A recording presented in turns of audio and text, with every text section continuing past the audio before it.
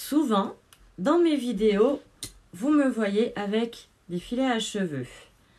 Voilà. Donc, je vais l'enfiler pour que vous puissiez voir une fois porté ce que ça donne.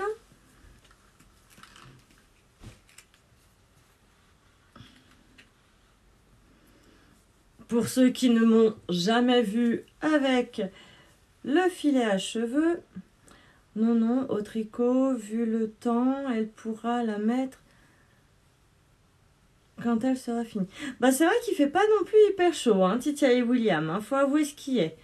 Le printemps arrive tout doucement. Le printemps prend son temps. Voilà. Hop. Voilà. Le filet à cheveux.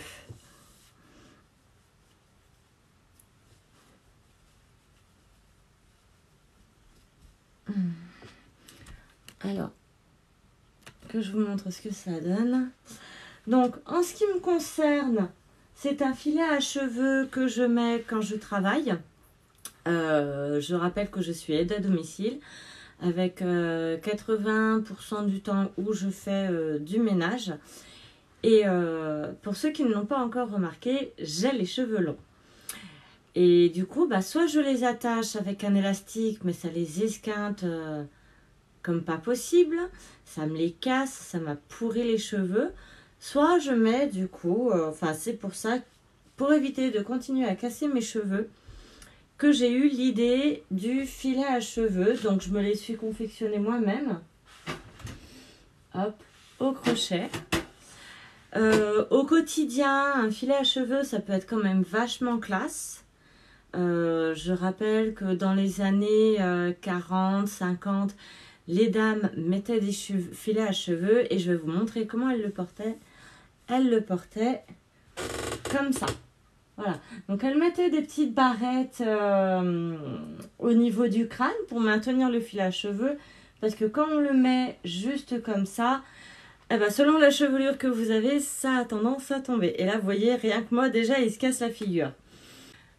Alors, donc, pour confectionner ce filet à cheveux, comme je l'ai déjà dit dans ma petite vidéo to-do list du jour, il vous faut bien entendu du coton à crocheter. Alors, de préférence relativement fin. Voilà, donc là, moi, je vais le travailler en 3, 3,5. Un crochet adapté, bien entendu. Des ciseaux, c'est toujours pratique quand on fait du crochet ou du tricot. Et du fil élastique dont la distance est équivalente à 3 voire 4 fois le périmètre de votre tête. Voilà. Alors, pour commencer ce tuto crochet, vous prenez votre fil et vous faites un nœud coulant. Alors, pour ma part, je vais continuer la robe et te regarder en même temps. D'accord, Titia, il n'y a pas de souci. Tu me diras si tu veux ça. Si tu veux reprendre le live, hein, comme je l'ai dit, il y aura des rediffusions. Voilà, en petite partie.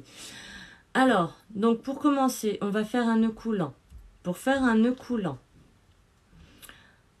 alors, vous entourez votre fil autour de votre doigt, de sorte à former une boucle. Donc, vous voyez, au dos de mon doigt, ça se croise. Alors, c'est pénible, hein, cette lumière. Ça va pas, c'est trop fort. Voilà, là. Donc, au dos, ça se croise. Donc là, on va sortir notre doigt de la boucle en pinçant le croisement. On passe le fil derrière la boucle. Donc, il faut vous imaginer à l'envers, hein, voilà, on passe le fil derrière la boucle, on va le chercher, tout simplement, on le passe à travers et on tire.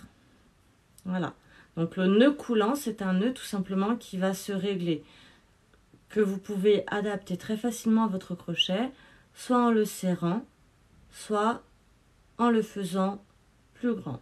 Voilà. Donc étant donné, pour ma part, j'utilise un crochet en 3,5. Donc je le rentre à l'intérieur de la boucle et je tire pour serrer un petit peu ma boucle. Voilà. Ça va jusque-là, je vais pas trop vite, vous suivez? Je peux parler en même temps que je fais le tuto. Il y a des moments où je vais pouvoir papoter un petit peu, je vous rassure. Une fois que vous avez votre première boucle sur votre crochet, on va faire ce que l'on appelle des mailles chaînettes.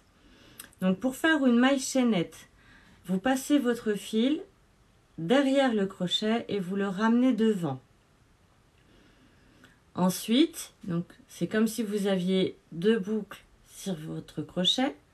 Donc le fil que vous venez de passer, ça s'appelle faire un jeté. Et vous allez le passer à travers la boucle. Votre première maille chaînette est faite. Et pour le filet à cheveux, il nous en faut 5. Donc on recommence. Maintenant que vous en avez 2, on recommence tout simplement ce geste 3 fois.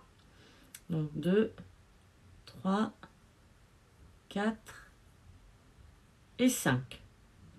Voilà. Ensuite, ce qu'on va faire, on va piquer notre crochet à l'intérieur de la première boucle de la maille chaînette. Alors, ma webcam est pourrie, donc on voit pas bien. Mon téléphone est mieux, on voit bien. Donc là, alors avec le doigt, on voit pas forcément, mais on va piquer le crochet à l'intérieur de la première maille. On fait un jeté et on tire à travers les 2 mailles. Voilà, en essayant donc de bien former un petit rond que l'on va appeler le rond magique. Vous tournez votre travail. Vous allez faire un jeté. Non, pardon, désolé, j'efface, ne faites pas de jeté, je me suis trompée. Vous allez piquer votre crochet à l'intérieur de votre rond magique. Le fil de bout de pelote, vous allez le passer que j'y arrive. Vous allez en fait coincer en même temps que vous faites vos mailles serrées, parce que là on va faire des mailles serrées. Vous allez le coincer dans vos mailles serrées. Donc, hop, voilà. Donc là je fais. Alors pour faire une maille serrée, une fois que vous avez piqué votre crochet, vous faites un jeté, vous tirez à travers le rond, vous refaites un jeté et vous tirez à travers les 2 boucles que vous avez sur votre crochet. Voilà la première maille serrée. Et là, il nous en faut 10. Il nous faut 10 mailles serrées. Du coup, je vous répète tout simplement comment faire une maille serrée. Vous piquez votre crochet à l'intérieur de votre rond. Vous faites un jeté. Vous tirez à travers le rond. Vous refaites un jeté et vous tirez à travers les 2 boucles. Donc là, en ce qui me concerne, j'ai 2 mailles serrées.